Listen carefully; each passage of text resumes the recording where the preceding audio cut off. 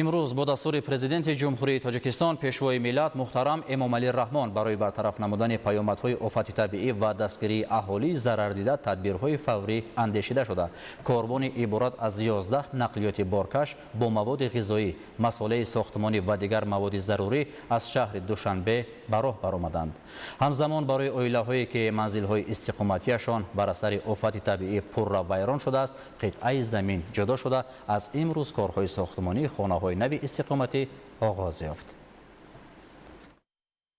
بر اثر آفت طبیعی روزهای آخر در ناحیه روشن ولایت مختار کوهستان بدخشان با منزل‌های استقامتی ساکنان، انشاءات یاریرسان و قسمی از راه‌های محلی ضرر رسیده. یک قطار عائله‌ها با کمک فوری نیاز پیدا کردند.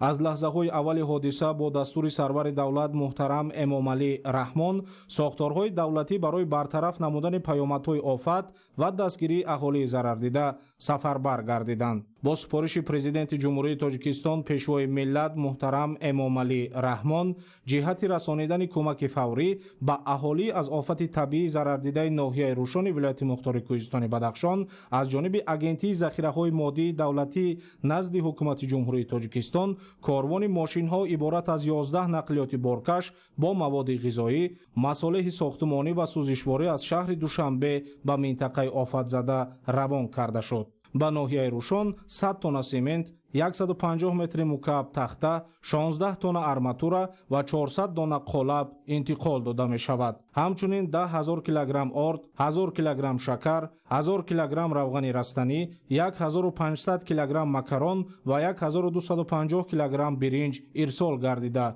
برای 50 عائله ضرر دیده مواد غذایی و سوزشواری نیز جدا کرده شده است. این تدبیر نشانه سیاست انسان پرورانه پرزیدنت جمهوری تاجیکستان محترم امامعلی رحمان بوده بار دیگر ثابت می‌سازد که در شرایط پیشامدهای طبیعی حفظ منفعت‌های شهروندان و رسانیدن کمک سریع به اهالی از سمت‌های افضلیتناک سیاست دولت به شمار می‌رود. عین زمان کارهای برطرف‌سازی پیامدهای آفت طبیعی و برقرارسازی منزل و انفراساختار آسیب دیده در ناحیه روشن ولایت مختار کوهستان بدخشان ادامه دارند.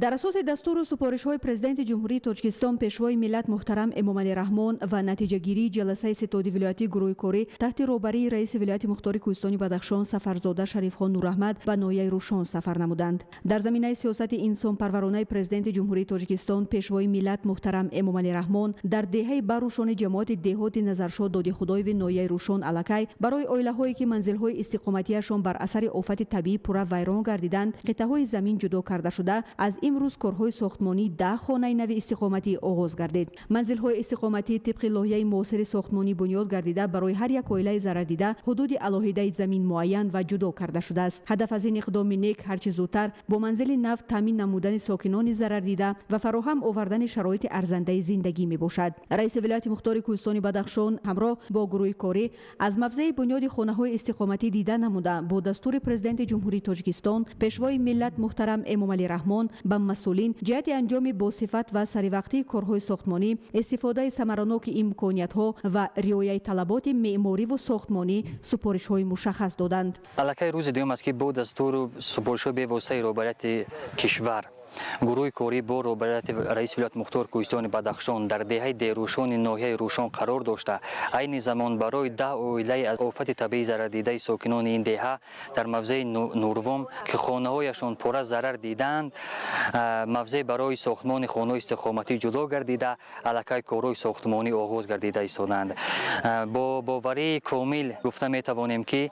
خانه‌های مذکور را در مدت معین گردیده ساخته مورد استفاده قرار خواهیم داد. همزمان در محل حادثه کارهای برطرف سازی پیامدهای آفت طبیعی نیز با سرعت ادامه دارد. با جلب راهبران ساختارهای دولتی، تکنیکای ضروری و متخصصان کارهای تازه‌کنی موضع آسیب دیده، برقرارسازی راههای اتومبیلگرد و پیاده‌گرد، برقرار نمودن دیگر انشاءات انفراساختاری مرحله به مرحله عملی گردیده ایستاده است. در برابر فعالیت ساختارهای دولتی ساکنان ناحیه روشن ولایت مختار کوهستان بدخشان نیز با روحیه بلندی و تندرستی در کارهای برقرارسازی اشتراکی فعالانه دارند که همه این بازگوی بلند حس مسئولیت و هویت بلند ملی مردم را تجسم نماید. با دستگیری حکومت جمهوری تاجیکستان تحت نظارت دائمی مقامات ولایت و ناحیه کارهای برقرارسازی شبانه روزی ادامه داشته تمام امکانیت‌ها برای هر چه زودتر برطرف намудани عاقبت‌های آفت طبیعی سفربر گردیده است. از لحظه‌های اولین سر زدن آفت طبیعی در دهه‌های بروشان و ده روشان جماعت نظرشات داد خدای و ناحیه روشان وضعیت زیر توجه پیشوای ملت محترم امام علی رحمان قرار داشته غمخواری و دستگیری حکومت جمهوری تاجیکستان به طور عملی ظاهر گردید. روز دوم است که تمام ساختارهای مسئول و تکنیک و لوازمات در برطرف نمودن آفت طبیعی در محل حادثه قرار دارند. اولا به پیشوای معظم ملت به پرزیدنت جمهوری تاجیکستان تشکر زیاد میگم که در روز سختی که در جماعت نظرشات داد خدای رخ داد که سیل در دهه باروشان و در دهه دیروشان رخ داد، تشکر زیاد میگم که در یک روز ما را توانستند دستگیری کنند، هم از طرف مواد ساختمانی هم از طرف مواد خوراکه ما را دستگیری کردند و در یک روز برای ضرر دیدگان 10 خانه را پورا سوخته به استفاده میتند الکی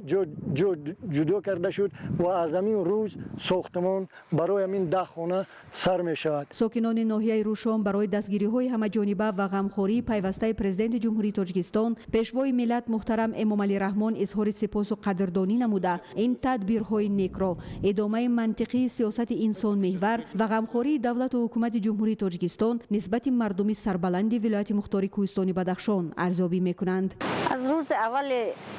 آفت طبیعی